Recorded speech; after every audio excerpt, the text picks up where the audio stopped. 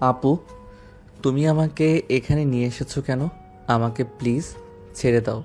মা বাবা অনেক চিন্তা করছে। কলেজ করে বাসায় না গেলে অনেক টেনশন করবে। কেন রে? তখন কি বললে মনে নেই? কি যেন বলেছিলে, ও আমাকে একা পেলে কি যেন করবি বলেছিলি? আমার ওয়াচ ফিগার আমাকে দেখলে তোর আদর করতে মন চায় কেন? এখন তো এক রুমে দরজাটাও বাইরে থেকে লাগানো, আয় আদর কর। আপু, তোমাকে তখন ওই কথা বলতে চাইনি। বন্ধু বান্ধবের পাল্লায় পড়ে বলেছি, প্লিজ ক্ষমা করে দাও। আর কখনোই তোমাকে বলবো না। এবারের মতো মাফ করে দাও প্লিজ। মাফ কর। মাফ? আর আমি আজ পর্যন্ত কখনো কেউ আমার কাছে মাফ চেয়ে পাইনি, তুইও পাবি না। যা বলতে বলেছি তাই কর, না হলে জ্যান্ত আর বাসায় যেতে পারবি না। ভুলে যাস না, আমি কিন্তু নেতার মেয়ে। আমার বাবাকে দেখে এই শহরের সবাই ভয় পায়। নেহার কথা শুনে স্বাধীন অনবরত ঘামতে লাগে। নেহা স্বাধীনের কাছে এসে টিস্যু দিয়ে স্বাধীনের মুখ থেকে ঘাম মুছে দিতে লাগে। কিরে, তুই এভাবে ঘুমাচ্ছিস কেন? যেখানে ঘুমাবো আমি সেখানেই তুই ঘুমাচ্ছিস। প্লিজ আপু, আমাকে ক্ষমা করে দাও। তখন আমি ওই কথাটা বলার জন্য সরি তো বলছি। প্লিজ ছেড়ে দাও। আমি ছোট্ট একটা বাচ্চা। আমার সঙ্গে এসব কাজ করতে তোমার বিন্দুমাত্র বাচ্চা না। ওরে আমার ছোট বাবুটা। বাবু, তখন তো আমার দিকে তাকিয়ে এইসব কথা বলতেছিলে। তখন মনে ছিল না তুমি ছোট বাবু, আমি তোমার সিনিয়র, আমার দিকে নজর দেওয়া তোমার ঠিক হয়নি। এখন এইসব শুনতে চাচ্ছি না। যা করতে বলেছি কর, না হলে তুই কিন্তু জ্যান্ত বাসায় ফিরতে পারবি না, তোর মরদেহ বাসায় ফিরবে। নেহার কথায় স্বাধীন অনবরত ঘামতে লাগে। ধীরে ধীরে পিছনের দিকে যেতে লাগে। নেহাই স্বাধীনের দিকে আসতে লাগে। এক পর্যায়ে স্বাধীন গিয়ে দেওয়ালের সঙ্গে পিঠ ঠেকে যায়।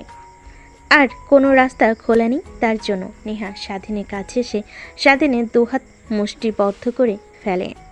কিরে, কাঁপছিস কেন ভাই? আমি তো নিজেই তোর কাছে ধরা দিয়েছি, আমাকে আর জোর করে ওইসব করতে হবে না। আয়। দেখো আপু, আমাকে যেতে দাও। না হলে উল্টাপাল্টা কিছু করে ফেললে আবার বাবুর মা হয়ে গেলে আমাকে দোষ দিতে পারবে না। আরে, আমি তো এটাই চাচ্ছি তোর কাছ থেকে, বুঝতে পারছিস না? শুরু কর, বাবুর মা বানিয়ে দিয়ে দেখি তোর কত জোর। কথাটা বলে নেহা স্বাধীনের হাত ছেড়ে দেয় এবং নিজের উপর থেকে ওড়না সরিয়ে ফেলে। স্বাধীন নিচের দিকে তাকিয়ে থাকে। নেহা স্বাধীনের ঘাড় উঁচু করে স্বাধীনের ঠোঁটে অনবরত নেহা তার হাত দিয়ে স্লাইড করতে লাগে, স্বাধীনকে উত্তেজিত করতে লাগে। স্বাধীন নিজেকে আর কন্ট্রোল করতে না পেরে নেহাকে শক্ত করে জড়িয়ে ধরে। স্বাধীনের এই রূপ দেখে নেহা ভয় পেয়ে যায়। স্বাধীনের দিকে বড় বড় চোখ করে তাকায়, কিন্তু সেই দিকে স্বাধীনের কোনো হেলদোল নেই। আরে কি করছিস? ছাড় দেখি, তোকে ভয় দেখানোর জন্য এখানে নিয়ে এসেছি। প্লিজ উল্টোপাল্টা কিছু করিস না, ছেড়ে দে আমাকে। অনেকবার বলেছি, আপনি আমার কোনো কথাই শুনেননি। এখন আমাকে উত্তেজিত করে উল্টাপাল্টা কথা বলা হচ্ছে। ওয়েট, দেখাচ্ছি। তারপর স্বাধীন নেহাকে ছেড়ে দিতে নেহা দৌড় দিয়ে বের হতে যায় দরজা দিয়ে। স্বাধীন দৌড়ে দরজার কাছে গিয়ে ভেতর থেকে লাগিয়ে দেয়। তারপর নেহাকে পাজা কোলে তুলে খাটের উপর নিয়ে এসে ফেলে দেয়।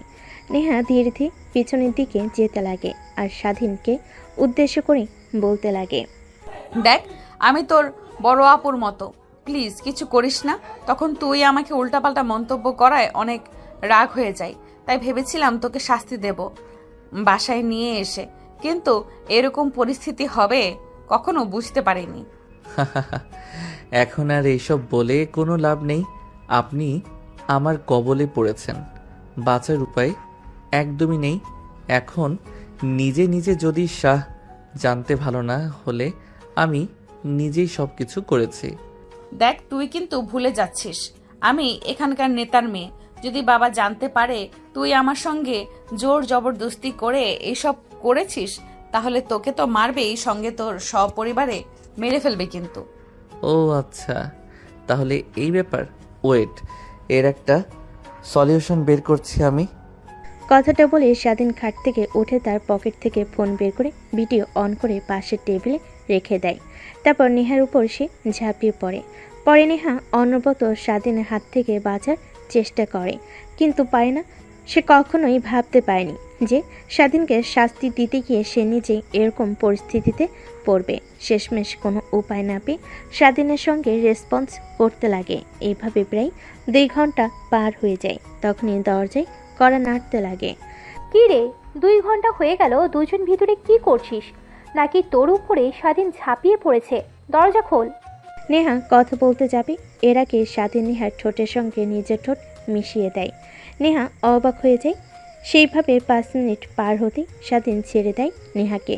হাঁপাতে হাঁপাতে বলতে লাগে, আপু প্লিজ দরজা খোলো। নেহা আপু আমাকে বেঁধে রেখেছে, আমাকে অনেক মারছে, প্লিজ দরজা খুলে দাও। কান্না মিশ্রিত কণ্ঠে কথাগুলো বলতে লাগে। সাথী অবাক হয়ে যায় নেহা তার বান্ধবীর উদ্দেশ্যে কথা বলতে যাবে এর আগে স্বাধীন তার হাত দিয়ে নেহাকে চুপ করতে ইশারা করে যে কথা বলতে যাবে। অমনি হাত দিয়ে নেহার মুখ চেপে ধরে, শুধু করতে লাগে। ঠিক তখনই ওই পাশ থেকে নেহার বান্ধবী বুঝতে পারে যে স্বাধীনকে নেহা মারছে, তাই হাসতে হাসতে বলে, না না না, দরজা খোলা একদমই যাবে না।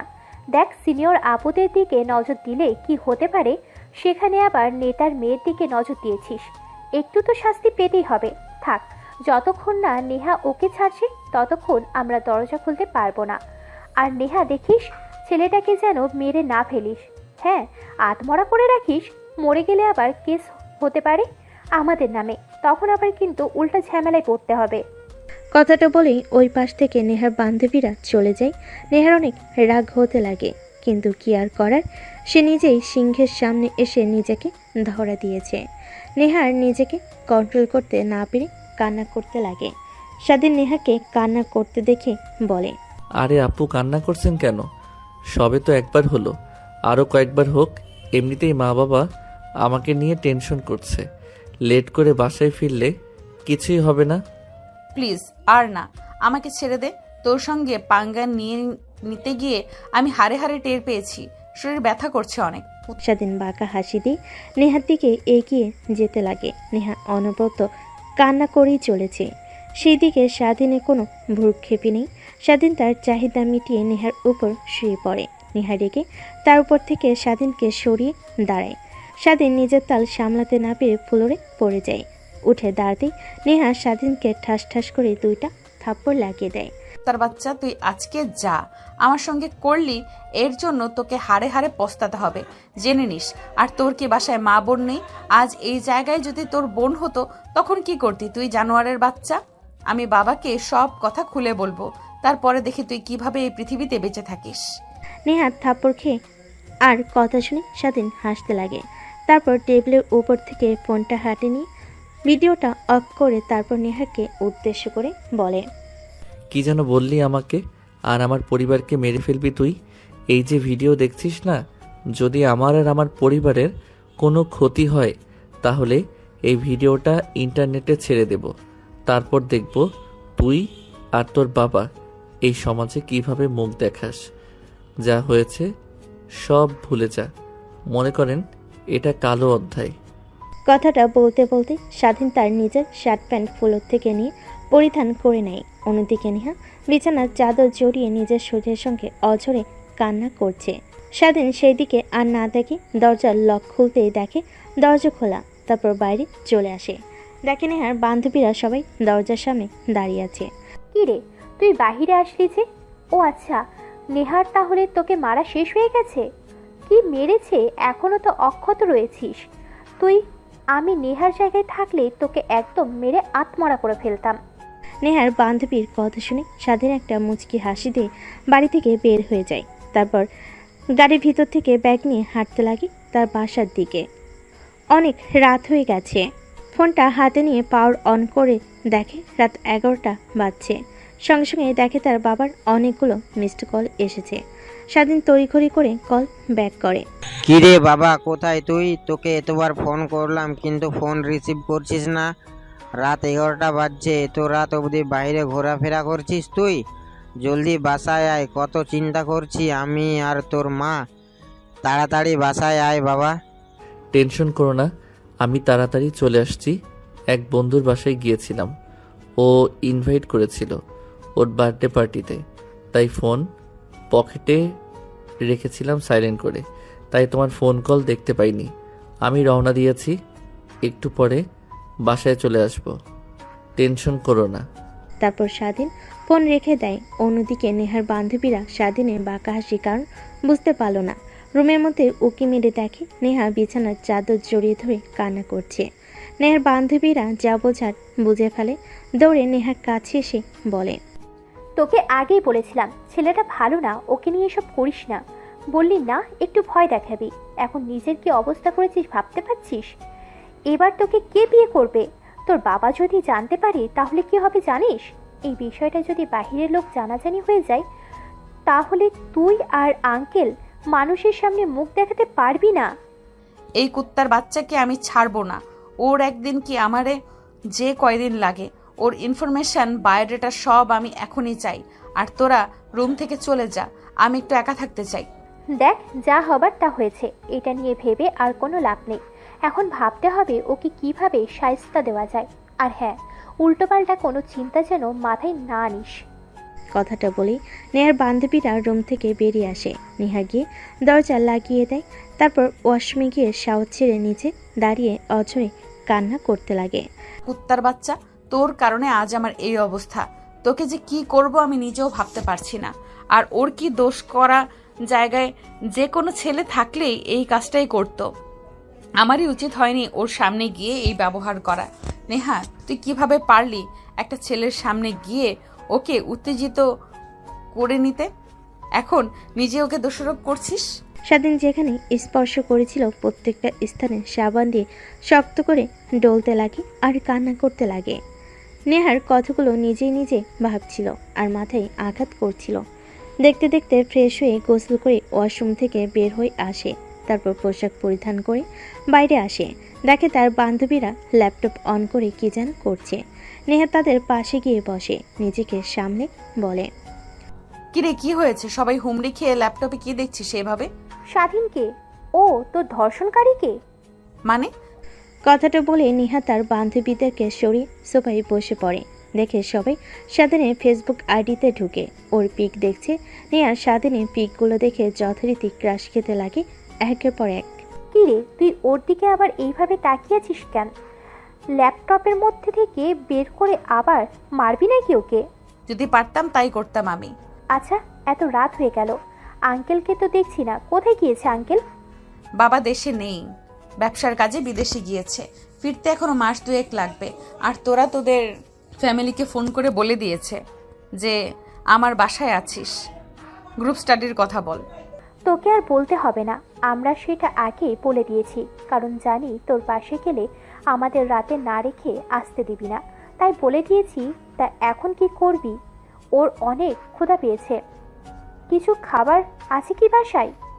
তারপর নেহা কাজের বুয়াকে খাবারগুলো গরম করে দিতে বলে। তারপর নেহা তার বান্ধবীদের সঙ্গে আড্ডা দিতে লাগে আর ভাবতে লাগে কিভাবে নেহা স্বাধীনকে সাহায্য করবে।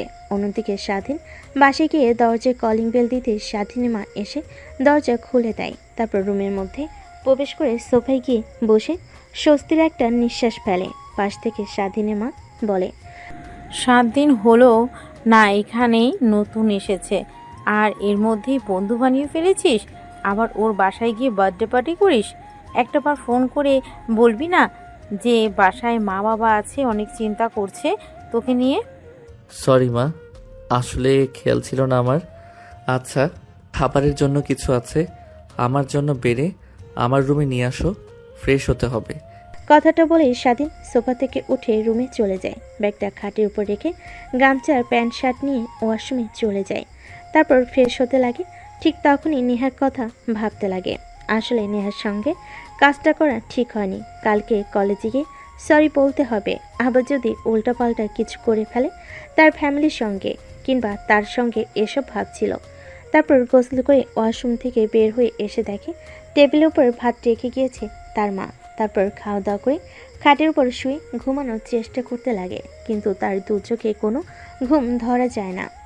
বারবার নেহার কথা মনে আসতে লাগে। তারপর স্বাধীন ফোন বের করে ফেসবুকে গিয়ে নেহার নাম লিখতে আইডি চলে আসে।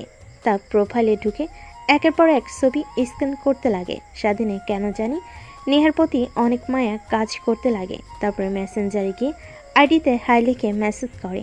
অন্যদিকে নেহার বান্ধবীরা সবাই স্বাধীনের প্রোফাইল ভিজিট করে পিক দেখছিল। ঠিক তখনই মেসেজ দেখে সবাই অবাক হয়ে যায়। তারপর নেহার বান্ধবী গিয়ে মেসেজ ওপেন করে রিপ্লাই দিতে যাবে, এর আগে নেহা বলে, দেখ উল্টাপাল্টা একদম কিছু লিখবি না, ঠিক আছে? কি রে, দেখছি তোর স্বাধীনের প্রতি এত কেয়ারিং দেখাচ্ছিস কেন? কি হয়েছে? নাকি দুর্বল হয়ে গেলি? তুই ভালোবেসে ফেললি নাকি? দেখ কি বলছিস? ভালোবাসা, তাও আবার ওর মতো ছোট লোকের বাচ্চাকে? কখনোই না। বাবা একবার দেশে আসুক, তারপর দেখ ওর অস্তিত্ব খুঁজে পাস কিনা তোরা। সে অপেক্ষাতেই রইলাম, দেখি তুমি কি করো। আবার যেন মন মতোই ক্ষতি না পাল্টাই তোর। নেহার অনেক রাগ হতে লাগে তার বান্ধবীদের কথা বলার ধরন দেখে, কিন্তু কিছুতেই বুঝতে দেয় না। তারপর ল্যাপটপটা বন্ধ করে ঘুমোতে যেতে বলে সবাইকে। তারপর সবাই একসঙ্গে ঘুমিয়ে পড়ে। মেসেজের অপেক্ষা করতে লাগে, কোনো তো রিপ্লাই না পেয়ে সে মনমরা হয়ে ঘুমিয়ে পড়ে। পরের দিন সকালবেলা স্বাধীন ঘুম থেকে উঠে ফ্রেশ হয়ে খাবার দাবার খেয়ে কলেজের উদ্দেশ্যে বেরিয়ে পড়ে। বাসার বাহিরে সে রিক্সার জন্য অপেক্ষা করতে লাগে, কিন্তু রিক্সা পায় না। ঠিক তখনই সামনে দিয়ে নেহা তার প্রাইভেট কার নিয়ে যাচ্ছিল। পাশে স্বাধীনকে দেখে রীতিমতো অবাক হয়ে যায়, কিন্তু গাড়ি দাঁড় না করিয়ে সোজা চলে যেতে লাগে। একটু পর স্বাধীন রিক্সা পেয়ে যায়, তারপর রিক্সা করে কলেজে চলে আসে। রিক্সার ভাড়া মিটিয়ে কলেজে প্রবেশ করতে দেখে নেহার বান্ধবীরা যেখানে বসে আড্ডা দিত সবাই ওইখানে বসে আছে। স্বাধীন যেতে নিলে তখনই পাশ থেকে একটা ছেলে বলতে লাগে, ওই এদিকে আয়, শোন। স্বাধীন বাধ্য ছেলের মতো ছেলেটার কাছে গিয়ে দাঁড়ায়। তারপর ছেলেটা স্বাধীনকে পর্যবেক্ষণ করে বলে, এই কলেজে কি নতুন? তোকে তো এর আগে কখনো দেখিনি। হ্যাঁ ভাই, নতুন বাবা। এই শহরে নতুন পোস্টিং হয়ে এসেছে, সেই সুবাদে আজ আগের এই শহরে ছিলাম। সেই শহর থেকে আমরা সপরিবারে চলে এসেছি, তারপরে এই কলেজে ভর্তি হয়েছি। ও আচ্ছা, তা ভালো। কিন্তু একটা কথা মাথায় রাখবি, আমরা এই কলেজের বড় ভাই।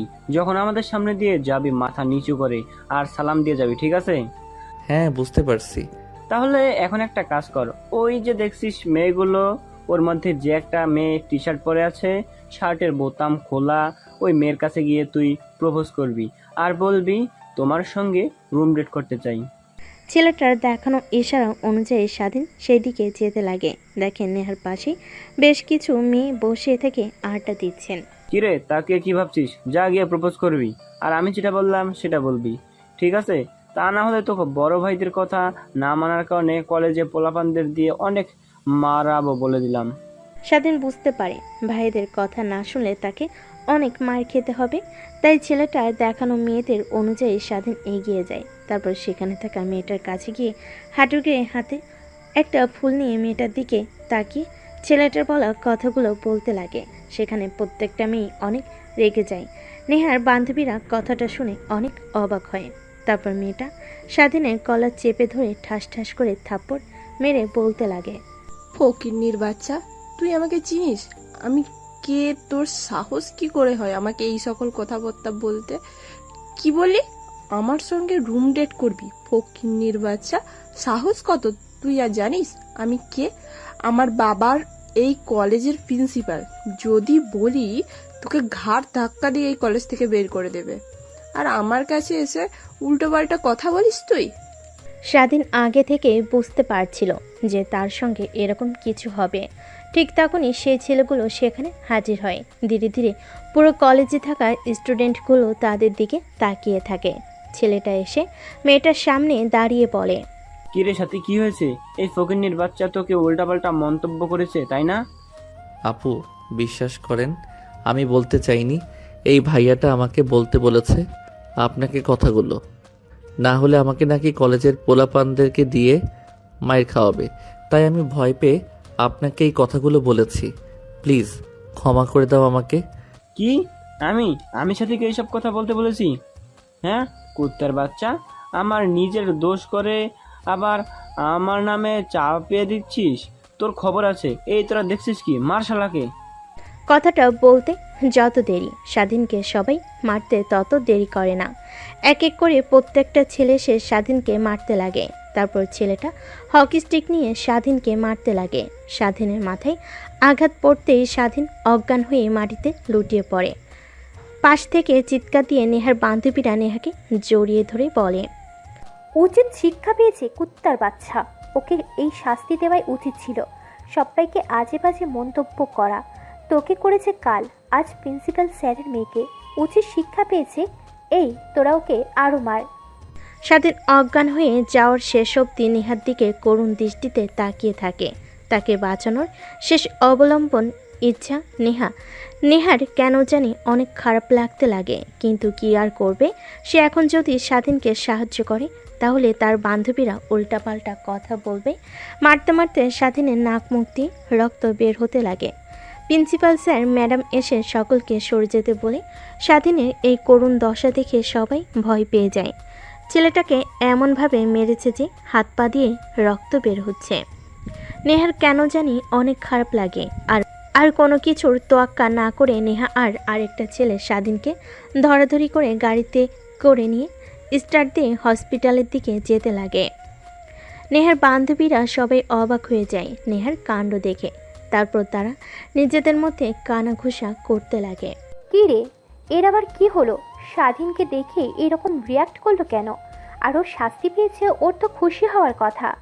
উল্টো নেহা ওকে নিয়ে হসপিটালে গেল। নিশ্চয়ই এর মধ্যে কোনো না কোনো কিছু আছে। নেহা স্বাধীনকে বোধহয় ভালোবেসে ফেলেছে।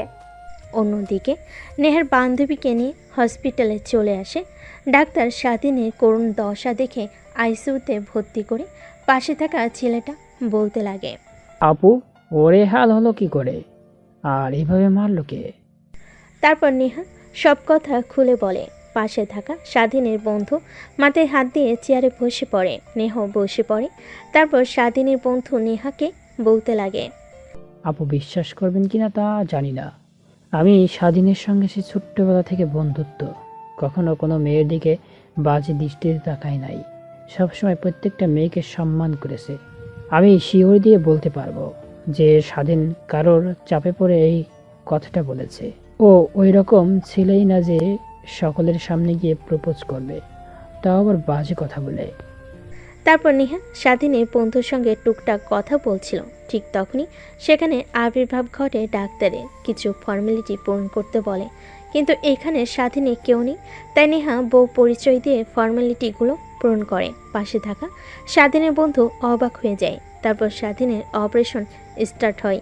প্রায় 1 ঘন্টা পর ডাক্তার বের হয়ে আসে। স্বাধীনের বন্ধু এগিয়ে গিয়ে বলে, আঙ্কেল, এখন কেমন অবস্থা আমার বন্ধুর? হ্যাঁ, এখন বিপদমুক্ত, কিন্তু ছেলেটাকে কে বা কারা এভাবে মেরেছে, আর একটু মারলেই তো একদম মরে যেত। মাথার অনেকটা জায়গা কেটে গেছে, হাত পা কেটে রক্ত বের হচ্ছে। রক্ত দরকার হবে। এই পজিটিভ, আমাদের ব্লাড ব্যাংকে রক্ত নেই, তুমি রক্ত জোগাড় করো। কথাটা বলার জন্যই আমি বের হয়ে এসেছি, ইমিডিয়েটলি দরকার। কিন্তু আঙ্কেল, স্বাধীনের বন্ধুর সম্পূর্ণ কথা না শুনে ডাক্তার চলে যায়। গোমরা মুখ নিয়ে নেহার কাছে আসতেই নেহা বলে, কি ব্যাপার, কি হয়েছে? স্বাধীনের এইভাবে গোমরা মুখ করে আছো, ডাক্তার কি বললো তোমাকে? আপুর রক্ত দরকার, এ পজিটিভ গ্রুপের, কিন্তু আমার তো বি পজিটিভ রক্ত, বা কারোর দেওয়া সেটাও জানে না, আর ব্লাড ব্যাংকের রক্ত নেই। ও আচ্ছা, এই ব্যাপার। আমার এ পজিটিভ রক্ত আমি দিব। তারপর নেহা স্বাধীনকে রক্ত দিতে চলে যায়। ডাক্তার টেস্ট করে নেহার শরীর থেকে 2 ব্যাগ রক্ত নিয়ে নেয়। তারপর নেহা স্বাধীনের বন্ধুকে বাই জানিয়ে হসপিটাল থেকে চলে যায় সোজা কলেজে। নেহার বান্ধবীরা নেহাকে দেখে দৌড়ে এগিয়ে এসে বলে, কিরে, তুই কলেজে এসেছিস ভেবেছিলাম, তো আবার হারিয়ে গেছিস বুঝি? ওকে নিয়ে বুঝলাম না, ওকে মেরেছে তোর খুশি হওয়ার কথা। তোর সঙ্গে ওই অনেক বাজে কাজ করেছে, আর তুই ওকে নিয়ে হাসপাতালে ভর্তি করতে চলে গেলি? হ্যাঁ, ছেলেটা আমার সঙ্গে অনেক বাজে কাজ করেছে, এটাই ঠিক। কিন্তু আমি তো আমার চোখের সামনে এই ছেলেটাকে তরপাতে মরে যাবে এটা দেখতে পারবো না। ওই জায়গাতে যদি স্বাধীন না হয়ে অন্য কোনো ছেলে থাকতো তাহলে আমি একই কাজ করতাম। কথাটা বলে নেহা ঢলতে লাগে। তারপর অজ্ঞান হয়ে মাটিতে পড়ে যাবে। এর আগে নেহার বান্ধবীরা ধরে ফেলল। তারপর কলেজের হসপিটালে নিয়ে যায়। ডাক্তার নেহাকে দেখে বলে, মেয়েটার শরীর অনেক দুর্বল, তারপর আবার রক্ত দিয়েছে, এই কারণে অজ্ঞান হয়ে গিয়েছে। তোমরা একটা কাজ করো, ওকে বাসায় নিয়ে গিয়ে ভালো খাবার খাওয়ালে আগের মতো হয়ে যাবে, টেনশন করো না। ডাক্তার কিছু ওষুধ লিখে দেয়। তারপর নেহার বান্ধবীরা নেহাকে নিয়ে বাসায় চলে আসে। এভাবেই কেটে যায় বেশ কিছুদিন। 1 মাস পর স্বাধীন অনেকটা সুস্থ হয়ে যায়। স্বাধীনের বাবা মা তাকে আর এই কলেজে লেখাপড়া করাবে না এইটা বলে স্বাধীন না করে দেয়। সে ওই কলেজে ছাড়া অন্য কোনো কলেজে পড়বে না। এই কয়েকদিন নেহা স্বাধীনকে একটু দেখার চেষ্টা করে না, অনেক জানতে ইচ্ছে করে স্বাধীনের পরিস্থিতির কথা। স্বাধীনের বন্ধুকেও কলেজে আসতে দেখে না নেহা। কলেজ শেষ হলে বাসায় চলে যায় নেহা। তারপর দেখতে দেখতে রাত হয়ে যায়। নেহার অনেক মনে পড়তে লাগে স্বাধীনের কথা, কেন যেন অনেক মায়া কাজ করে স্বাধীনের প্রতি। তারপর নেহার মনে পড়ে যায় স্বাধীনে দেওয়া মেসেজের কথা। তারপর মেসেঞ্জারে গিয়ে স্বাধীনকে গিয়ে মেসেজ দেয়। অন্যদিকে স্বাধীন ফেসবুক স্ক্রলিং করছিল। হঠাৎ নেহার মেসেজ দেখে অবাক হয়ে যায়, সিন করে রিপ্লাই দেয়। একটু পর নেহা ফোন করে। স্বাধীন রিসিভ করে কাঁপা কাঁপা গলায় বলে, হ্যালো, আসসালামু আলাইকুম। ওয়ালাইকুম আসসালাম। তা তোর অবস্থা এখন কেমন? আলহামদুলিল্লাহ অনেক ভালো। মেরে ফেলতে তো চেয়েছিলেন, কিন্তু দেখেন মরে যায়নি। অনেক সুন্দর চাল চেলেছিলেন, কিন্তু কেউ বুঝতেই পারিনি আপনি কাজ করেছেন। টেনশন করেন না, আপনার ভিডিও কখনোই আমি ইন্টারনেটে দেব না। শুধুমাত্র আপনাকে ভয় দেখানোর জন্য কথাটা বলেছি। আমাকে মেরে ফেলেন, সমস্যা নেই, কিন্তু প্লিজ আমার পরিবারের এখনো ক্ষতি করেন না। কি বলছিস তুই? আমি চাল চেলেছি মানে? বিশ্বাস কর, তোকে মারার পিছে আমার কোনো হাতই নেই, বিশ্বাস কর। আমার বিষয়ে আপনার কি আসে যায়? আপনি যদি বলেন আমি আর ওই কলেজে যাব না, অবশ্য মা বাবা আর ওই কলেজে পড়াবে না বলেছে আমাকে। এখনো যদি আপনার রাগ না কমে তাহলে আমাকে বলেন, আমি যাব। আপনি যত খুশি আমাকে মারবেন, আমি কিছুই বলবো না কাউকে। দেখ, তোকে মারের পিছে আমার কোনো হাত নেই তোকে বলছি, তারপরও বিশ্বাস করছিস না কেন? ভয় পেয়ে না, আমি তখন আসলে ভিডিও করিনি, এমনিতেই ফোন ওইখানে রেখে গিয়েছিলাম। বাদ দিন, আল্লাহ হাফেজ, ভালো থাকবেন। ফোনের ওই পাশ থেকে নেহা অনবরত হ্যালো হ্যালো বলে চলেছে, কিন্তু স্বাধীন ফোন রেখে দেয়। তারপর নেহার অ্যাকাউন্টটা ব্লক করে দেয়। এইভাবে চলে যায় বেশ কিছুদিন। স্বাধীন অন্য আরেকটি কলেজে ভর্তি হয়েছে। নেহা ক্লাস করছিল, ঠিক তখনই জানালার বাইরে দিয়ে তাকিয়ে দেখে স্বাধীনের বন্ধু। নেহা ক্লাস থেকে বের হয়ে স্বাধীনের বন্ধুর কাছে গিয়ে দাঁড়ায়। হাঁপাতে হাঁপাতে বলতে লাগে, কিরে স্বাধীনের কি হয়েছে? কলেজে দেখছি না ওকে, প্রায় 2 মাস হলো। ও আপু, আপনি তো স্বাধীনকে হাসপাতালে রেখে এসে যে চলে আসলেন আর দেখতে গেলেন না। ও এই কলেজে পড়বে না, ও অন্য আরেক কলেজে ভর্তি হয়েছে। আমিও আর পড়বো না, স্বাধীন যে কলেজে ভর্তি হয়েছে সেখানে ভর্তি হব। এই কলেজ থেকে টিসি নেওয়ার জন্য এসেছিলাম। আমি যাচ্ছি, আল্লাহ হাফেজ আপু। স্বাধীনের বন্ধু কথাটা বলে নেহার আর কোনো কথা না শুনে কলেজ থেকে বের হয়ে যায়। নেহা ভাবতে লাগে, জিজ্ঞেস করব কোন কলেজে ভর্তি হয়েছে, কিন্তু বলতেই পারলাম না। ছেলেটা আমাকে অনেক ভুল ভাবছে। তারপর নেহা গোমরা মুখ করে ক্লাসরুমে চলে যায়। এক এক করে সব ক্লাস করে বাসায় চলে আসে। মন খারাপ করে টিভি দেখছিল, ঠিক তখনই নেহার বাপ এসে নেহার পাশে বসে বলে, মারে তোর কি হয়েছে? আমি বিদেশ থেকে আসার পর দেখছি তুই কেমন যেন হয়ে গেছিস, একদম কথা বলছিস না, সবসময় চুপচাপ থাকছিস। আমার মেয়ে পুরো বাসা মাথায় করে বেড়াতো, সেই মেয়ে চুপচাপ হয়ে গেছে। কি হয়েছে মা, বল আমাকে। কই বাবা, কিছুই তো হয়নি, এমনি। দেখ মা, তোর মা মারা যাওয়ার পর দ্বিতীয়বার আমি বিয়ে করিনি। সৎ মায়ের সাথে তোর সঙ্গে কেমন আচরণ করবে এর জন্য। আর তুই এমন মনমর হয়ে বসে থাকলে বল আমার কি ভালো লাগে? কি হয়েছে বল, তোকে কোনো ছেলে ডিস্টার্ব করছে? না বাবা, তোমাকে এই শহরের সবাই চেনে, আর তোমার মেয়েকে ডিস্টার্ব করবে এমন সাহস কারো আছে নাকি? এমনিতেই ভালো লাগছে না আমার, তাই বসে আছি, এর থেকে বেশি কিছু না। চলো খাবার খেয়ে নিই, অনেক রাত হয়ে গেছে, তোমার জন্য অপেক্ষা করছিলাম। কই মা, সবে তো মাত্র 9টা বাজে, একটু পর খাবার খাই। আগে না তুই আর আমি রাতভর বসে মুভি দেখতাম, কিন্তু এখন এরকম হয়ে গেছিস কেন? কি হয়েছে বল প্লিজ। আমার কোন আচরণে কষ্ট পেয়েছিস তুই, নাকি টাকা লাগবে বল? না বাবা, কেন জানি এমনিতেই ভালো লাগছে না কিছুতেই, তাই চলো খাবার খেয়ে নিই। তারপর নেহার জোড়াজুড়িতে নেহার বাবা চলে যায় খাবার টেবিলে। তারপর খাওয়া দাওয়া শেষ করে নেহা প্লেটে হাত ধুয়ে চলে যায় নিজের রুমে। নেহার বাবার অনেক খারাপ লাগে, তার মেয়ে হাসি খুশি সবসময় থাকতো, এমন মনমরা হয়ে গেছে কি জন্য। তাই নেহার বাবা তার এক বডিগার্ডকে ডাক দিয়ে নেহার সম্পর্কে সব খুঁটিনাটি বের করতে বলে, কেন এমন মনমরা হয়ে রয়েছে। অন্যদিকে স্বাধীন নতুন কলেজে গিয়ে অনেক বন্ধু বান্ধবী হয়। তার সকলের সঙ্গে আনন্দে আনন্দে ক্লাস করতে লাগে। আগের মতো দুষ্টামি করে না, মনোযোগ দিয়ে ক্লাস করে। বাসায় আসে। এমনই একদিন স্বাধীন তার বাসার বাহিরে দাঁড়িয়ে রিক্সার জন্য অপেক্ষা করছিল। ঠিক তখনই নেহা সামনে দিয়ে যায়। স্বাধীনকে দাঁড়িয়ে থাকতে দেখে নেহা স্বাধীনের কাছে এসে গাড়ি দাঁড় করিয়ে গ্লাস নামিয়ে বলে, আয় গাড়িতে উঠে বস। স্বাধীন মাথা নিচু করে গাড়ির মধ্যে নেহাকে দেখে অন্যদিকে তাকিয়ে থাকে। নেহার অনেক রাগ হতে লাগে, কিন্তু মিষ্টি সুরে স্বাধীনকে কি আবার ডাকে। দেখ, আমি এখানে সিন ক্রিয়েট করতে চাচ্ছি না, প্লিজ গাড়িতে উঠে বস। তোর সঙ্গে কিছু কথা বলার আছে আমার, একটু বোঝার চেষ্টা কর। বিশ্বাস কর, কথাটা বলেই আর তোকে কোনো বিরক্ত করব না। আমি চিরতরে তোর লাইফ থেকে সরে যাব। তারপর স্বাধীন নেহার কথা শুনে গাড়িতে উঠে বসে। সামনের সিটে বসতে নেহা গাড়ি স্টার্ট দিয়ে একটা পার্কে চলে যায়। স্বাধীন বলতে লাগে, আপু, আমাকে এইখানে নিয়ে আসলেন কেন? কলেজে যেতে হবে আমাকে। একদিন ক্লাস না করলে কিছুই হবে না, কিন্তু তোকে এই কথাগুলো না বলতে পারলে বিশ্বাস কর অনেক খারাপ লাগছে আমার।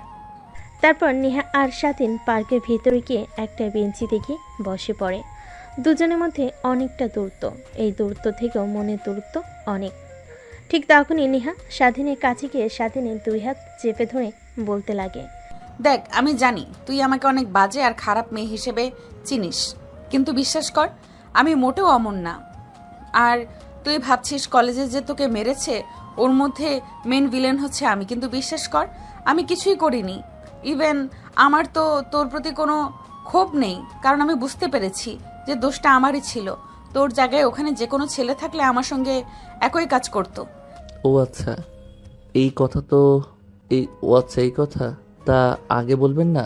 আমি কোনো কিছুই মনে করিনি, যা হবার তা হয়ে গেছে। আর একটা কথা, প্লিজ আমাকে ক্ষমা করে দিন ওই দিনের জন্য। আসলে নিজের ছিলাম না, আপনার সঙ্গে হুট করে ওইসব হয়ে গিয়েছে, ক্ষমা করে দিয়েন। আর হ্যাঁ, যদি পারেন তো অবশ্যই এইসব পোশাক না পরে বাঙালি মেয়েদের মতো 3 পিস আর পায়জামা পরবেন, এতে আপনাকে অনেক ভালো লাগবে। দেখ, সত্যি করে বলছি, তোকে আমি ভালোবেসে ফেলেছি, অনেক অনেক ভালোবাসি, নিজের জীবনের থেকেও বেশি। তুই যদি কিভাবে আর কেন তোকে ভালোবেসে ফেলেছি সেটা আমি নিজেও জানি না।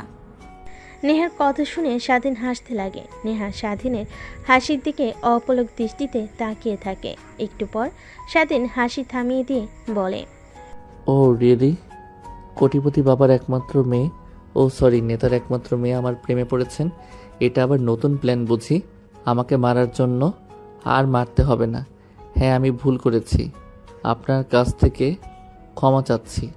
তা যদি না মানেন, আমাকে যদি বলেন পুরো বাজারের সামনে আপনার পা জড়িয়ে ধরে মাপ চাইতে, সেটাও পারবো, কিন্তু এই আজে বাজে কথা বলবেন না আর আমাকে। নেহার কেন জানি অনেক রাগ হতে লাগে। রেখে স্বাধীনকে শক্ত করে জড়িয়ে ধরে। স্বাধীন অবাক হয়ে যায়, নিমিষে যেন পুতুলে রূপান্তর হয়। স্বাধীন নেহাকে ধাক্কা দিয়ে সরিয়ে দিয়ে বলে, ধ্যাত, বাজে একটা মেয়ে। আপনার মতো মেয়েকে কখনোই ভালোবাসা যায় না। নিজে ঠিক নেই, বাবার ঠিক নেই। স্বাধীনের বলা কথাগুলো শুনে নেহার অনেক রাগ উঠে যায়। নিজের রাগকে আর কন্ট্রোল করতে না পেরে স্বাধীনের গালে ঠাস ঠাস করে থাপ্পড় লাগিয়ে দিয়ে নিজের চোখগুলো হাত দিয়ে মুছে বলে, আমারই ভুল হয়েছে, তোর মতো একটা ছেলেকে ভালোবেসেছি যে কিনা মেয়ে দেখলেই হুমড়ি খেয়ে পড়ে, দেহের লালসা। আর আমাকে তুই বলছিস আমি বাজে মেয়ে? দেখ, ভালো হয়ে যা, চাই না তোর কারণে আর কোনো মেয়ের জীবনটা নষ্ট হোক। কথাটা বলে নেহা চলে আসতে যাবে। ঠিক তখনই মাথা ঘুরে পড়ে যেতে লাগে। স্বাধীন গিয়ে ধরে ফেলে।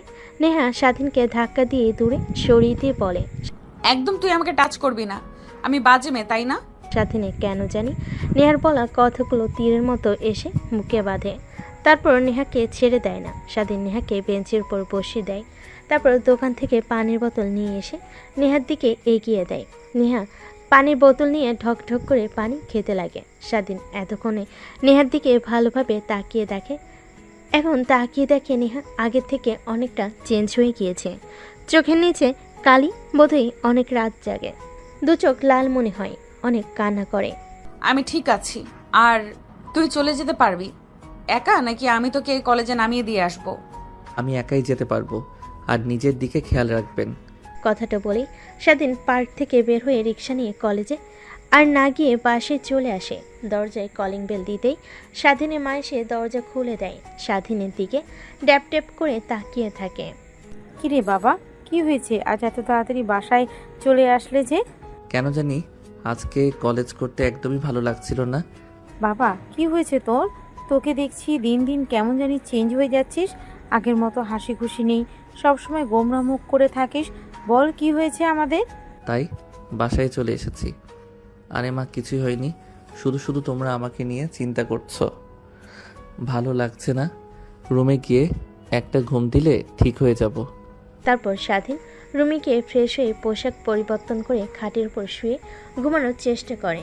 উপরের দিকে ফ্যান ঘুরছিল, সেই দিকে তাকে অতীতে ঝাঁপ দেয়। দোস্ত, কখনো ভাবতেই পারিনি আবার আমাদের দুজনে এভাবে মিল হবে। শুধু শুধু তোর বাবা গিয়েছে দিনের জন্য সিলেট গিয়েছিল। 2 বছর আমাদের মধ্যে দূরত্ব বেড়ে গিয়েছিল, দেখ আবার ঠিক হয়ে গিয়েছে। এক কলেজে আবার নতুন করে অধিপত্য শুরু হবে আমাদের। হ্যাঁ, ঠিক বলেছিস। আচ্ছা চল, এখানে আর না দাঁড়িয়ে থেকে কলেজের ভিতরে প্রবেশ করি। দাঁড়িয়ে দাঁড়িয়ে সিনিয়র মেয়েদের দেখি। মেয়েদের আমার অনেক ভালো লাগে। আপনারা হয়তো শুনলে অবাক হবেন, রাইটারেরও সিনিয়র মেয়ে অনেক পছন্দ। আচ্ছা চল, কিন্তু তুই আগের থেকে একদম চেঞ্জ হয়ে গিয়েছিস জানিস। তারপর স্বাধীন আর তার বন্ধু ভিতরে প্রবেশ করে কলেজে একটা গাছের নিচে গিয়ে দাঁড়িয়ে সিনিয়র মেয়েদের দিকে দেখতে লাগে আর আজে বাজে কথা বলতে লাগে স্বাধীন। ঠিক তখনই সামনে দিয়ে নেহা আর নেহার বান্ধবীরা যায়। নেহার দিকে তাকিয়ে বলতে লাগে, এর জন্যই সিনিয়র মেয়েদের ভালো লাগে আমার। দেখ কি ফিগার, একদম হট। যদি একবার কাছে পাইতাম তাহলে বাচ্চার মা বানিয়ে দিতাম। স্বাধীনের বলা কথা নেহার কানে গিয়ে পৌঁছায়। পেছনের দিকে তাকাতে স্বাধীন ভয় পেয়ে সেখান থেকে দূরে সোজা ক্লাসরুমে চলে যায়। নেহা গিয়ে প্রত্যেকটা ক্লাসরুম খুঁজে দেখতে লাগে। এক পর্যায়ে স্বাধীনের ক্লাসরুমে চলে আসে। তারপর স্বাধীনকে নিয়ে নেহার বান্ধবীরা জোর জবরদস্তি করে গাড়িতে তুলে নেহার বাসায় নিয়ে যায়। বাকিটা তো আপনারা জানেনই। স্বাধীনের ভাবান্তরের সে তো ঘটে ফোনের শব্দ শুনে ফোনটা হাতে এনে দেখে তার বন্ধু ফোন করেছে। কিরে, আজকে কলেজ আসলি না যে? আর পর্দাকে দেখলাম নেহাপুর সঙ্গে বসে আছি। স্বাধীন কথা শুনে অনেকটা ভয় পেয়ে যায়। আমতা আমতা করে বলে। স্বাধীন তার বন্ধুকে উল্টাপাল্টা বুঝিয়ে দেয়, তারপর ফোন রেখে ঘুমিয়ে পড়ে। পরদিন সকালবেলা ঘুম থেকে উঠে স্বাধীন তৈরি হয়ে ফ্রেশ হয়ে কলেজে চলে যায়। স্বাধীনের বন্ধু স্বাধীনের জন্যই অপেক্ষা করছিল। তারপর দৌড়ে কাছে এসে ঘাড়ের উপর হাত দিয়ে বলে, দেখ, আমাকে উল্টাপাল্টা যতই বোঝাস, আমি কিন্তু ছোট্ট বাচ্চা না। হ্যাঁ, তুই যে নেহাপুকে ভালোবাসিস আর নেহাপু তোকে যে ভালোবাসে এটা কিন্তু আমি জানি। দেখ কি বলছিস তুই, উল্টাপাল্টা কথা? আমি উল্টাপাল্টা কথা বলছি তাই না? তোকে কলেজের সামনে সবাই মারধর করলো, সবাই দাঁড়িয়ে দাঁড়িয়ে শুধু দেখলো। নেহাপু এসে তোকে ধরে হাসপাতালে ভর্তি করিয়ে নিয়ে যায়। আবার তোর রক্তর দরকার, নেহাপু রক্ত দেয়। নেহাপুকে দেখে বুঝতেই পারিনি তোকে নিয়ে অনেক চিন্তিত সে। একটা মেয়ে কখনোই আর একটা ছেলেকে নিয়ে এতটা সিরিয়াস হয় না যতটা কিনা নেহাপুকে দেখেছি। তখনই বুঝতে পেরেছি তোদের মধ্যে কোনো চক্কর আছে। তখনই শিওর হয়ে আবার যখন নেহাপু আমার কাছে দৌড়ে এসে তোর খোঁজ দিতে লাগে। আচ্ছা, তোদের মধ্যে কি কিছু হয়েছে? তোর এই অভ্যাসটা যাবে না একদমই। বেশি বেশি বোঝার আরে কিছু নেই। উনি আমার সিনিয়র। আসলে আসলে আসলে আসলে আর বলতে হবে না। ঠিক তখনই ক্লাসের স্যার চলে আসে। তারপর স্বাধীন আর তার বন্ধু মনোযোগ দিয়ে ক্লাস করতে লাগে। স্বাধীন আনমনে ভাবতে লাগে, তাহলে নেহা যা বলেছে ঠিকই বলেছে। আসলে ওই কথাগুলো আমাকে ইচ্ছে করে মেরেছে, তার ওর মধ্যে কোনো হাত নেই। আর সেদিন যেভাবে বলল আমাকে নিয়ে অনেক সিরিয়াস মনে হয়। নেহা আসলেই আমাকে অনেক ভালোবেসে ফেলেছে। আমার উচিত হয়নি তাকে এতটা অবহেলা করার। দেখা হলে ক্ষমা চেয়ে নিব। কিন্তু আমি কেন নেহাপুকে মনের কথা বলতে গিয়েও বলতে পারলাম না যে আমিও আপনাকে অনেক ভালোবাসি। স্বাধীনের বন্ধু স্বাধীনকে ভাবতে দেখে গায়ে হাত দেয়। স্বাধীনের ভাবনার সেদ ঘটে। তারপর স্বাধীন মনোযোগ দিয়ে ক্লাস করতে লাগে। দেখতে দেখতে ক্লাস শেষ হয়ে যায়। কলেজ ছুটি হলে স্বাধীন সোজা বাসে চলে আসে। রুমে গিয়ে দরজা আটকে ওয়াশরুমে চলে যায়। শাওয়ার ছেড়ে নেহাকে নিয়ে ভাবতে লাগে। আমার উচিত ছিল তার কথাগুলো ভাবা। নেহা আমাকে এতটা ভালোবাসে আর আমি প্রতিনিয়ত অবহেলা করে দিয়েছি। আমাকে নিয়ে ভাবতে ভাবতে নিজের কি বেহাল দশা করে ফেলেছে। চোখের নিচ দিয়ে কালি পড়ে গিয়েছে। কথাগুলো ভাবতে ভাবতে স্বাধীন গোসল করে বাইরে চলে আসে। তারপর ফোন হাতে নিয়ে নেহাকে ব্লক ছাড়িয়ে মেসেজ করতে লাগে। দেখে নেহা তাকে ব্লক করে রেখেছে। অনেক রাগ হতে লাগে। নিজের রাগের কারণে আজ এই দশা। তাই রেগে ফোনটা ফুলরে আসা মারে। ঠিক তখনই স্বাধীন মা হাতে খাবারের প্লেট নিয়ে স্বাধীনের রুমে প্রবেশ করে। ফোন আসা দিতে দেখে স্বাধীন মা স্বাধীনের পাশে বসে মাথায় হাত বুলিয়ে দিতে দিতে বলে, দেখ বাবা, জানি না তোর কি হয়েছে, কিন্তু একটা কথা মনে রাখবি যে কখনো হাল ছাড়বি না আর কখনো এমন কিছু করবি না যার জন্য সারা জীবন পস্তাতে হয়। কথাটা বলে স্বাধীনের মা রুম থেকে চলে যায়। স্বাধীন খাবার খেয়ে হাত ধুয়ে খাটের উপর শুয়ে থেকে ঘুমানোর চেষ্টা করে। অন্যদিকে নেহা তার বাবার সঙ্গে খাবার টেবিলে বসে খাবার খাচ্ছিল। ঠিক তখনই বমি বমি ফিল হয়। দৌড়ে খাবার টেবিল থেকে উঠে বেসিনে চলে যায়। তারপর বমি করতে লাগে। নেহার বাবা মেয়ের এই হাল দেখে দৌড়ে নেহার কাছে আসে। তারপর মাথায় হাত বুলিয়ে দিয়ে বলতে লাগে, মা তোর কি হয়েছে হঠাৎ এভাবে বমি করছিস? বাবা জানি না, কিন্তু বেশ কিছুদিন হলো খাবারের পর অনেক বমি হয়। আমার মাথা ঘুরে পড়ে যেতে নেই, সব সময় চোখ আধার দেয়, কিছুই বুঝতে পারছি না বাবা। কথাটা বলেই নেহা অজ্ঞান হয়ে পড়ে যেতে নেই। এখানে তার বাবা ধরে ফেলে। বাসার কাজের লোকরা এসে নেহাকে ধরাধরি করে তার রুমে নিয়ে যায়। নেহার বাবা চিন্তা করতে লাগে মেয়ের এই বেহাল দশা দেখে। তারপর তার ডাক্তার বন্ধুকে ফোন করে বাসায় আসার জন্য বলে। একটু পর ডাক্তার বাসায় চলে আসে। নেহাকে ভালোভাবে পর্যবেক্ষণ করে অনেক চিন্তিত হয়ে রুম থেকে বের হয়ে আসে। নেহার বাবা ডাক্তারকে চিন্তিত দেখে বলতে লাগে, কি রে, কি হয়েছে? সবকিছু ঠিক আছে তো? আমার মেয়ে সুস্থ আছে তো? হ্যাঁ ঠিক আছে, কিন্তু নেহা মামনিকে দেখে যতটুকু বুঝতে পারলাম নেহা মামনি প্রেগনেন্ট, আর এর কারণেই খাবার খাওয়ার পর বমি করছে। আর প্রেগন্যান্সি অবস্থায় চিন্তা করলে এরকম হাল হয়। মাঝে মাঝে অজ্ঞান হয়ে পড়া, চোখ আধার দেওয়া চিন্তা করিস না। আর মেয়েকে কখন বিয়ে দিলি কিছুই তো জানতে পারলাম না। কি বলছিস তুই? তোর কিছু একটা ভুল হচ্ছে। নেহার তো বিয়েই হয়নি, তাহলে পেটে বাচ্চা কি করে আসবে? নেহার বাবার কথা শুনে ডাক্তার ভুরকুচকে নেহার বাবার দিকে তাকিয়ে বলে, দেখ, আজ পর্যন্ত আমার রিপোর্ট কখনো ভুল হয়নি। আর নেহা মামনিকে দেখে আমি এটাই বুঝতে পারছি আজকালকার মেয়েদের যে কি হয়। আর কালকে তুই একবার হসপিটালে নিয়ে আসিস, আমি ভালোভাবে পরীক্ষা করে দেখতে চাই। কথাটা বলেই ডাক্তার চলে যায়। নেহার বাবা চিন্তিত হয়ে সোফায় গিয়ে বসে পড়ে। কি বললো ডাক্তার? নেহা প্রেগনেন্ট মানে? এসব ভাবতে লাগে আর অনেক রাগ হতে লাগে। যদি বাইরে সবাই জানতে পারে নেহা প্রেগনেন্ট, তাহলে লোক সমাজে আর মুখ দেখাতে পারবে না। এসবই ভাবতে লাগে। নেহার জ্ঞান ফিরে আসার অপেক্ষা করতে লাগে। ঠিক তখনই নেহার বাবার মনে পড়ে নেহার বান্ধবীদের কথা। নেহার সত্যি কথা না বললেও নেহার বান্ধবীরা তাকে ঠিক সত্য কথা বলবে। তাই পকেট থেকে ফোন বের করে নেহার বান্ধবীকে ফোন করে বাসায় আসতে বলে।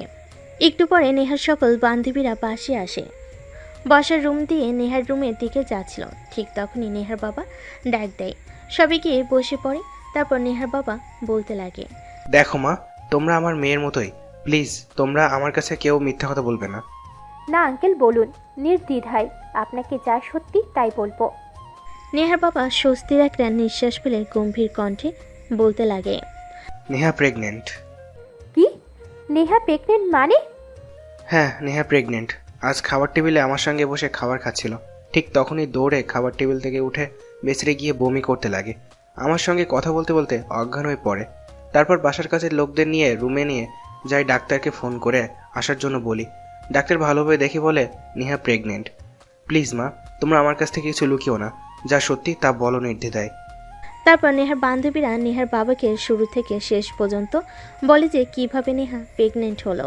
নেহার বাবা কথাগুলো শুনে অনেক রাগ হতে লাগে। রেগে বলতে লাগে, ওই ছোট লোকের বাচ্চার খবর আছে। আমার মেয়ের দিকে তাকানো ওই কুত্তার বাচ্চার আর ওর পরিবারকে একদম ধুলোয় মিশিয়ে দিব আমি। প্লিজ আঙ্কেল, উত্তেজিত হবেন না। দেখুন, ওইখানে স্বাধীনের কোনো দোষ নেই, সব দোষ নেহার। নেহা জোর করে কলেজ থেকে স্বাধীনকে উঠিয়ে বাড়িতে নিয়ে আসে। তারপর ভয় দেখাতে লাগে, কিন্তু স্বাধীনকে ভয় দেখাতে গিয়ে নিজেই এই অবস্থা হবে নেহা কখনো ভাবতেও পারেনি। নেহার বাবাকে নেহার বান্ধবীরা ভালোভাবে বোঝাতে লাগে। নেহার বাবা বুঝতে পারে যে স্বাধীন ছেলেটার কোনো দোষ নেই, সব দোষ নেহার। তাই নেহার বান্ধবীদেরকে প্রশ্ন করে, আচ্ছা তুমি কি ওই ছেলেটার বাসার অ্যাড্রেস জানো? না আঙ্কেল, জানি না। প্লাস বেশ কিছুদিন ধরে স্বাধীনকে কলেজে দেখতে পাচ্ছি না। কলেজে মারামারি হয়েছিল, সকল ছেলেদের স্বাধীনকে অনেক মেরে এরপর থেকে কলেজে আসে না। হয়তোবা অন্য কোনো কলেজে ভর্তি হয়েছে কিংবা শহর ছেড়ে চলে গিয়েছে, দেখছি না। শুধু এইটুকুই জানি, নাম স্বাধীন। এইটুকু হলেই চলবে। আর তোমরা কেউ জানো নেহাকে বলো না যে ও প্রেগনেন্ট। ফিরলে ওর সঙ্গে সবাই হাসি মুখে কথা বলবে, ওকে যেন কিছু বুঝতে দিও না। ঠিক আছে আঙ্কেল। তারপর নেহার বাবা সেখান থেকে বের হয়ে যায়। বডিগার্ডকে সারাদিনে ইনফরমেশন বের করতে বলেন। কোন দিক দিয়ে নেহার বান্ধবীরা সবাই নেহার রুমে চলে যায়। দেখে নেহা খাটের উপর শুয়ে আছে। রুমের মধ্যে কারোর উপস্থিতিতে টের পেয়ে নেহা তাকায়, দেখে তার বান্ধবীরা। তারপর আদর্শ হয়ে নেহা তার বান্ধবীদের সঙ্গে কথা বলতে লাগে। কে তোরা? তাও আবার সবাই একসাথে? আরে না, কিছুই হয়নি। আঙ্কেল ফোন করেছিল, বলল তুই অজ্ঞান হয়ে গেছিস হঠাৎ করে, তাই এসেছি তোকে দেখার জন্য। তা কি হয়েছে তোর? কিছু হয়নি, তোরা এসেছিস ভালো হয়েছে, অনেকদিন পর আড্ডা দিতে পারবো। রাখ সেই সকল কথা। আঙ্কেল বলল তুই ঠিক মতো খাওয়া দাওয়া করিস না, সবসময় চিন্তিত হয়ে থাকিস, আগের মতো চঞ্চল নোস। কি হয়েছে তোর, আমাদেরকে খুলে বল। তাহলে শোন, আমি স্বাধীনকে অনেক ভালোবেসে ফেলেছি। স্বাধীনকে বোঝাতে পারছি যে কতটা ভালোবাসি। ওকে যতবার গিয়েছি ততবার অবহেলা করে, আর প্রত্যেকবার আমাকে ভুল বুঝে গিয়েছে। আমি নাকি ছেলেদের নিয়ে ওকে মেরেছি। কলেজে বারবার শুধু একটা কথাই বলে চলেছে।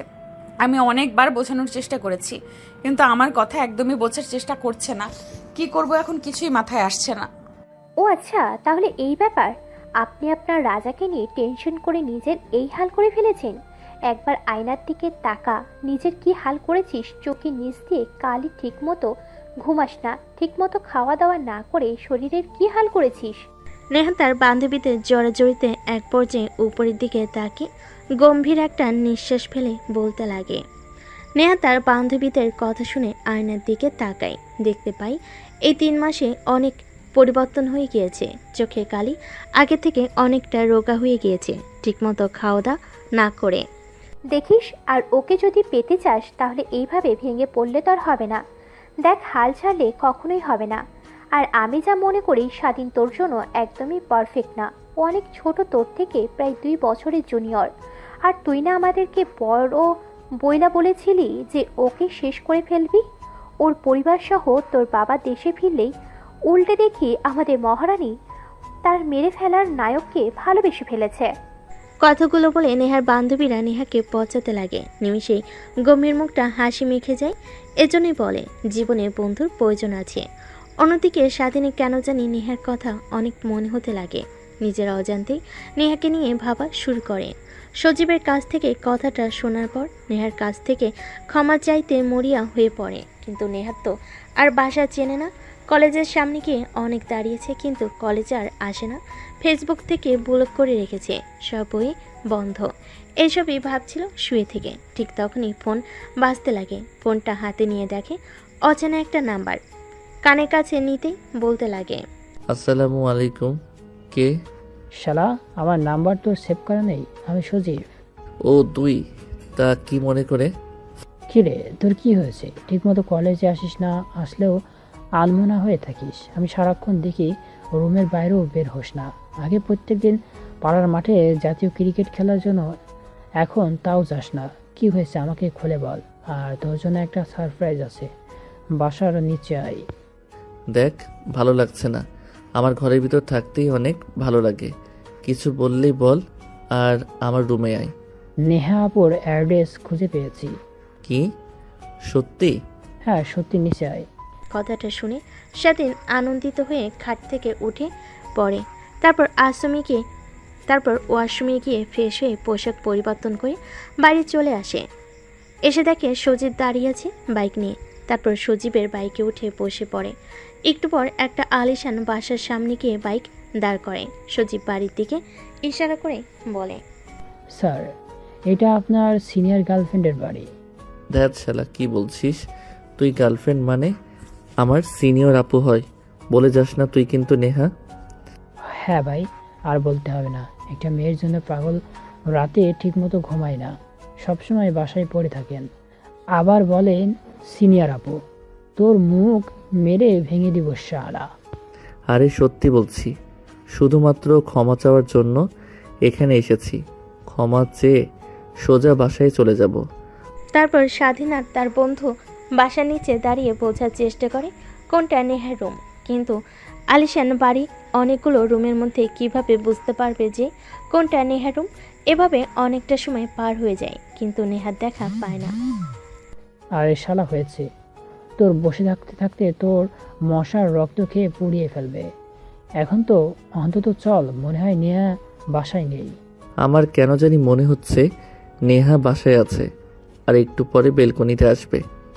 হ্যাঁ ভাই, আপনি তো জ্ঞানী, আপনি ভবিষ্যতও জানেন, তাই না? ভবিষ্যৎবাণী করেন আর ভাব থাকেন যে নেহা ঠিক আসবে।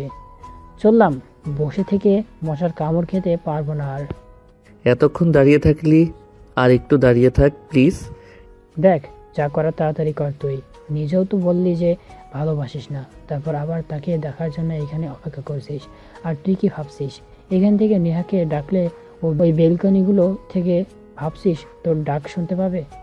বলদ কোথাকার, বললেই পারিস যে অনেকদিন হলো নেহাকে দেখিস না, দেখার জন্য এসেছিস তুই। ঠিক আছে ভাই, আমি নেহাকে ভালোবাসি আর ওকে দেখার জন্য এসেছি। এবার তো অন্তত চুপ করো। তারপর স্বাধীন আর স্বাধীনের বন্ধু নিচে দাঁড়িয়ে থেকে অপেক্ষা করতে লাগে। একটু পর নেহা বেলকনিতে আসে কফির মগ হাতে নিয়ে ফ্রেশ হওয়ার জন্য। অনেকদিন পর তার বান্ধবীদের সঙ্গে আড্ডা দিয়ে কেন জানি অনেক ভালো লাগছে। কফি নিয়ে বেলকনিতে দাঁড়িয়ে প্রাকৃতিক মনোরম পরিবেশ উপভোগ করতে লাগে। অন্যদিকে স্বাধীন নেহাকে বেলকনিতে আসতে দেখে তার মুখের আচমকায় হাসি রেখা টানে। সে ভালো করে জানে এখান থেকে নেহাকে ডাকলে কখনো শুনতে পারবে না। তারপর বিধা ডাকতে লাগে, আরে ভাই, মারবি নাকি তুই? ভুলে যাস না, নেহার বাবা এখানকার নেতা, আশেপাশে তার অনেক বডিগার্ড ঘোরাফেরা করে। যদি কেউ দেখতে পাই যে এখানে দাঁড়িয়ে থেকে নেহা নেহা বলে রাখছিস, তোকে তো মারবে, সঙ্গে আমাকেও মেরে ফেলবে। ভাই, এবার অন্তত চুপ কর। তারপর স্বাধীন চুপ হয়ে যায়। নেহা যতক্ষণ বেলকনিতে দাঁড়িয়েছিল ততক্ষণ মন ভরে দেখে নেয়। চলে যেতে গাড়ি করে স্বাধীন বাসায় চলে আসে। রাতে নেহাকে নিয়ে অনেক কল্পনা করতে লাগে যে সে নেহাকে ভালোবেসে ফেলেছে। যেভাবে হোক সরি বলে নেহাকে আপন করে নিতে হবে। ভাবতে ভাবতে স্বাধীন ঘুমিয়ে পড়ে। অন্যদিকে নেহার বাবা স্বাধীনের সম্পর্কে সব কিছু পেয়ে যায়। পরদিন সকাল হতে স্বাধীন যখন কলেজে চলে যায়, নেহার বাবা স্বাধীনদের বাসে আসে। তারপর স্বাধীনের বাবা মার সঙ্গে কথা বলতে লাগে। স্বাধীনের মা বাবা ছেলের এরকম কাণ্ড দেখে অবাক হয়ে যায়। তারা নিজেরাই বিশ্বাস করতে পারে না, কিন্তু এত বড় একটা নেতা প্লাস বিজনেসম্যান তাদের বাসে এসে কথাটা বলেছে, অবশ্যই সত্যি হবে। আর তারপর তারা নিজেদের মধ্যে আরও কিছু কথা বলে একটা সিদ্ধান্ত নেয়। এভাবে পেরিয়ে যায় দিনটা। রাতের বেলা নেহা খাবার টেবিলে বসে ফ্রুটস খাচ্ছিল। ঠিক তখনই পাশ থেকে নেহার বাবা বলতে লাগে, মারে, আমি তোর বিয়ে ঠিক করেছি আমার বন্ধুর ছেলের সঙ্গে। কথা দিয়ে এসেছি আমি, আগামী শুক্রবার তোর বিয়ে। হাতে মাত্র 2টা দিন, আর বিয়েটা পারিবারিকভাবে হবে। আর তোর বান্ধবীদেরকে আসতে বলিস। নেহা তার বাবার কথা শুনে অবাক হয়ে যায়। কি বলছে তার বাবা? হাত থেকে কাটা ফল পড়ে যায়। ড্যাব ড্যাব করে নেহা তার বাবার দিকে তাকিয়ে থাকে। বাবা, কি বলছো তুমি? তোমার মাথা ঠিক আছে? আমি তাও আবার বিয়ে করব? অসম্ভব, এখন পারবো না। আমি কথা দিয়ে এসেছি, আর তুই ভালো করে জানিস আমি কখনোই আমার কথা নড়চড় করি না, এখনো করব না। কিন্তু বাবা, আমি লেখাপড়া করছি, এই সময়ে বিয়ে, আর আমি অনেক বড় হওয়ার ইচ্ছে আছে। বাবা, তুমি আমাকে বিয়ে দিও না। আর দেখ, তোর কাছ থেকে কোনো কথা শুনতে চাচ্ছি না। আমি আমার বন্ধুদেরকে কথা দিয়ে এসেছি, আর ওরা বিয়ের সব কাজ শুরু করেছে। তুই যদি বিয়ে না করিস তাহলে তুই আমার মরা মুখ দেখবি, এই কথাটাই বলে দিলাম। কথাটা বলেই নেহার বাবা খাবার টেবিল থেকে উঠে চলে যায়। নেহা অঝরে কান্না করতে থাকে। বারবার স্বাধীনের কথা কেন জানি মনে হতে লাগে। ঘরে গিয়ে দরজা আটকে দিয়ে কান্না করতে লাগে। অন্যদিকে স্বাধীনের বাবা মার সঙ্গে বসে খাবার খাচ্ছিল। এমন সময় স্বাধীনের বাবা বলতে লাগে, বাবা, আমি আর তোর মা একটা ডিসিশন নিয়েছি, ঠিক করেছি। তুই বাসায় থাকিস না ঠিক মতো, বাসায় আসলে রুমে থাকিস। সারাক্ষণ তোর মা একা, আমি অফিসে চলে যাই, তাই আমি আর তোর মা সিদ্ধান্ত নিয়েছি তোকে বিয়ে দেব আমার এক বন্ধুর মেয়ের সঙ্গে। আর কোথাও দিয়ে এসেছি, আগামী শুক্রবার তোর বিয়ে। বাবা কি বলছো তুমি? মাথা ঠিক আছে? সবেমাত্র কলেজে উঠেছি আমি, আর আমার বিয়ে দেবে মানে? আর কে আমার মতো একটা ছেলেকে তার মেয়ের হাত তুলে দেবে? আর আমি বিয়ে করতে পারবো না, তোমাকে সাফ বলে দিলাম। আমি দেখ, কথা দিয়ে এসেছি আমি আমার বন্ধুকে, আমি আমার এক কথা একদম নড়চড় করতে পারবো না। বাকিটা তোর ইচ্ছা। তুই যদি বিয়ে না করিস তাহলে আমার আর তোর মায়ের মরা মুখ দেখবি, এই বলে দিলাম। কথাটা বলে স্বাধীনের মা আর বাবা চলে যায় খাবার টেবিল থেকে। স্বাধীনে অনেক খারাপ লাগতে লাগে। তার মা বাবার উপরে খাবার না খেয়ে হাত ধুয়ে রুমে চলে আসে। ভাবতে লাগে নেহার কথা। কি করবে সে? তার বাবা মাকে কি বলে নেহার কথা যদি বলে, তারা তো আর মেনে নিতে পারবে না। আর নেহার বাবা কি কখনো মানতে পারবে? আমি সামান্য একটা ছেলে, আর তারা কোটিপতি। আর নেহাকে গিয়ে এখন কথাটা বলে নেহা যদি না মেনে নেয়, তখন কি হবে? নাকি বাবা মার কথাই রাখবে? এইসবই ভাবতে লাগে স্বাধীন। দোটানার মধ্যে পড়ে যায়। কি করবে কিছুই বুঝতে পারে না। পরদিন সকালবেলা নেহা ঘুম থেকে উঠে কেন জানি নেহার মনে হয় যে তার মধ্যে আরও একটি প্রাণ জন্ম নিচ্ছে। তারপরে একটা কাজের মেয়েকে ডাক দিয়ে নিয়ে আসে নেহা। তার হাতে কিছু টাকা দিয়ে প্রেগনেন্সি কিট কিনে নিয়ে আসতে বলে। এটা দেখে কাজের মেয়ে নেহার দিকে ড্যাব ড্যাব করে তাকিয়ে থাকে। কি ব্যাপার আপা, আপনি এটা দিয়ে কি করবেন? দরকার আছে, আর এই নে কিছু টাকা। চুপ, কাউকে কিছু বলবি না। আর যদি কাউকে কিছু বলিস তাহলে তোকে এই বাড়ি থেকে বের করে দেবো কাছ থেকে। ঠিক আছে আপামনি, কাউকে বলবো না। তারপর কাজের মেয়েটা বাড়ি থেকে বের হয়ে যায়। ফার্মেসি থেকে প্রেগনেন্সি কিট কিনে নিয়ে আসে। তারপর নেহা প্রেগনেন্সি টেস্ট করতে অবাক হয়ে যায়। ফ্লোরে বসে অযোধ্যারে কান্না করতে লাগে। এখন কি হবে? বাবাকে গিয়ে কথাটা বললে বাবা তো আমাকে মেরে ফেলবে। কি করবে এখন? কথাটা ভাবতেছিল আর কান্না করতেছিল। নেহার বাবা খাবার টেবিলে এসে নেহাকে দেখতে পান না। তারপর কাজের মেয়েকে ডাক দিয়ে বলে, নিহামা কি এখনো ঘুম থেকে ওঠেনি? এত বেলা হয়ে গেছে, যা তো ওকে ডেকে নিয়ে আয়। স্যার, নেহা আপামনি তো অনেক সকালেই উঠেছে, দরজা লাগিয়ে রেখেছে। অনেক ডাকাডাকি করছি কিন্তু খুলছে না। কি, দরজা খুলছে না? আর তুই আমাকে এখন বলছিস? কথাটা বলে নেহার বাবা দৌড়ে নেহার রুমের সামনে চলে যায়। তারপর দরজায় নক করতে লাগে, কিন্তু দরজা খুলে না। নেহার বাবা অনেক ডাকাডাকি করতে লাগে। নেহা নিজেকে সামলে নেয়। ওয়াশরুম গিয়ে মুখ ধুয়ে দরজা খুলে দেয়। নেহার বাবা রুমে প্রবেশ করে নেহাকে জড়িয়ে ধরে কান্না করতে লাগে। মারে প্লিজ, আমাকে তুই ভুল বুঝিস না। আমি যা করছি তোর ভালোর জন্যই করছি। বাবা, তোমাকে একটা কথা বলার আছে আমার। হ্যাঁ মা, বল। তারপর নেহার বাবা সোফায় বসে পড়ে। নেহা তার বাবার পায়ের কাছে বসে পা জড়িয়ে ধরে কান্না করতে করতে বলে, বাবা, একজনকে আমি অনেক ভালোবাসি, আর তুমি হয়তো জানলে অবাক হবে যে তার সন্তান আমার পেটে।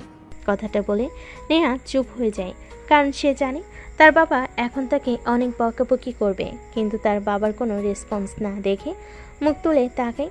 বাবা, আমি তাকে ছাড়া বাঁচবো না। প্লিজ তুমি তোমার বন্ধুর সঙ্গে বিয়ে দিও না আমাকে। নেহার কথা শুনে নেহার বাবা হা হা করে হাসতে লাগে। নেহা তার বাবার হাসি দেখে অবাক হয়ে যায়। কি ব্যাপার, তুমি হাসছো কেন বাবা? আচ্ছা, ছেলেটার নাম কি স্বাধীন? হ্যাঁ, বাট তুমি জানো কি করে? আজ পর্যন্ত তুই আমার কাছ থেকে যা চেয়েছিস তাই পেয়েছিস। কখনো তোর হাসি মাখা মুখ দেখার জন্য অনেক কিছু করেছি। তুই গোমরা মুখ হয়ে বসে থাকিস, ঠিকমতো খাওয়া দাওয়া করিস না, আর ভেবেছিস আমি ঠিক থাকবো। তোর এই গোমরা মুখ চিন্তিত মুখ দেখে থাকার পেছনের সব কারণ খুঁজে বের করেছি। আর পাগলি মেয়ে একটা, আমি তো স্বাধীনের সঙ্গে বিয়ে ঠিক করেছি। কিন্তু তুমি যে বললে তোমার বন্ধুর ছেলে। আরে ওরা তো তোকে এমনি বলেছি। নেহা তার বাবার মুখ থেকে এরকম কথা শুনে অবাক হয়ে যায়। নিমেষে হাসি রেখা তার মুখে টেনে নেহা তার বাবাকে শক্ত করে জড়িয়ে ধরে। অন্যদিকে স্বাধীন তার বাবা মাকে অনেক করে বোঝানোর চেষ্টা করে, কিন্তু পায় না। নেহাকে নিয়েও ভাবতে লাগে। বুঝতে পারে নেহা তার কপালে নেই, তাই সে বিয়েতে রাজি হয়ে যায়। দেখতে দেখতে বিয়ে হয়ে যায়। বাসর ঘরে দরজার সামনে স্বাধীন অপেক্ষা করতে লাগে। পিছন থেকে স্বাধীনের বন্ধু এসে স্বাধীনকে ধাক্কা দিয়ে রুমের মধ্যে ঢুকিয়ে দিয়ে দরজা আটকে দিয়ে বাড়ি থেকে বলে, শালা, ভাবিকে দেখে একদম অবাক হয়ে যাবি। আর সকালের আগে দরজা খুলছে না, যতই চিৎকার করিস না কেন তুই। কথাটা বলে স্বাধীনের বন্ধু চলে যায়। স্বাধীন গুটিসুটি পায়ে সামনের দিকে এগিয়ে যেতে লাগে। নেহা এসে স্বাধীনের পাশ হয়ে সালাম করে। স্বাধীন নেহার কাছ থেকে অনেকখানি দূরে দাঁড়িয়ে বলতে লাগে, দেখুন, এই বিয়েতে আমার কোনো মত নেই। মা বাবা আমাকে জোর করে বিয়ে দিয়েছে আপনার সঙ্গে। প্লিজ আমার কাছ থেকে কখনো স্বামীর অধিকার আশা করবেন না। আর হ্যাঁ, আমি অন্য আরেকজনকে ভালোবাসি। কথাটা শুনে নেহা রেগে যায়। ঘুমটা সরিয়ে স্বাধীনের দিকে তাকায়। স্বাধীন মাথা উঁচু করে নেহাকে দেখতে পেয়ে অনেকটা অবাক হয়ে যায়। নেহা দৌড়ে স্বাধীনের কাছে আসে, কলার চেপে ধরে বলতে লাগে, কুত্তার বাচ্চা, আর কয়টা মেয়ের জীবন নিয়ে খেলা করবি তুই? হ্যাঁ নেহা আপু তুমি? হ্যাঁ আমি। আর কাকে ভেবেছিলি তুই? তুই ভেবেছিস কি আমাকে ছেড়ে অন্য কাউকে বিয়ে করবি আর আমি তাকিয়ে তাকিয়ে দেখবো? আপু প্লিজ, কলার ছাড়ো। বিবাহিত স্বামীর কলার কেউ এভাবে ধরে নাকি? স্বাধীনকে আর কোনো কথা বলতে না দিয়ে নেহা স্বাধীনের ঠোঁটের সঙ্গে নিজের ঠোঁট মিশিয়ে নেয়। প্রায় 5 মিনিট পর স্বাধীনকে ছেড়ে দেয়। স্বাধীন অবাক হয়ে যায়। আপু, আমার মতো বাচ্চা ছেলের সঙ্গে তুমি এই কাজটা করতে ঠিক পারলে? স্বাধীনের কাছ থেকে আপু ডাক শুনে নেহা স্বাধীনের গালে ঠাস ঠাস করে থাপ্পড় লাগিয়ে দেয়। স্বাধীন ভাইবা চাকা খেয়ে দুগাল চেপে ধরে বলে, আপু কাকে বলছিস? হ্যাঁ আপু না, বউ বলে ডাকবি, না হলে আর কিছুদিন পর বাবুর বাবা হবি। এখনো ছোট বাচ্চা আছিস তুই। কি? হ্যাঁ, ওই দিন যে তুই আমার সঙ্গে ওটা করেছিলি, এরপর আমার পেটে বাচ্চা চলে আসে। কি বলো তুমি? এটা যদি আমার মা বাবা জানতে পারে তাহলে আমাকে তো শেষ করে ফেলবে। সবাই জানে। এইবার আয়, কতদিন ধরে তোকে মন ভরে দেখি না। কথাটা বলে নেহা স্বাধীনকে শক্ত করে জড়িয়ে ধরে, তারপর খাটের উপর ফেলে দেয়। দুজনই হারিয়ে যেতে লাগে এক ভালোবাসার অতল গভীরে। ওইদিকে আমাদের আর না গেলেও চলবে। যদি যেতে চান তাহলে বিয়ে করুন।